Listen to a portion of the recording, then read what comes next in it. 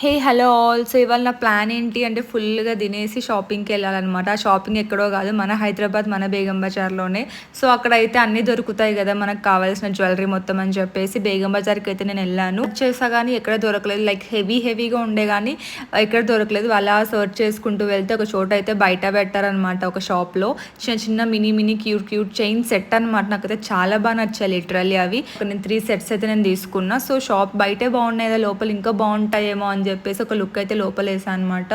అనుకున్నట్లే నిజంగా చాలా ఎలిగెంట్ ఉన్నాయన్నమాట. ప్రైజెస్ కూడా రీజనబుల్ ఉందన్నమాట.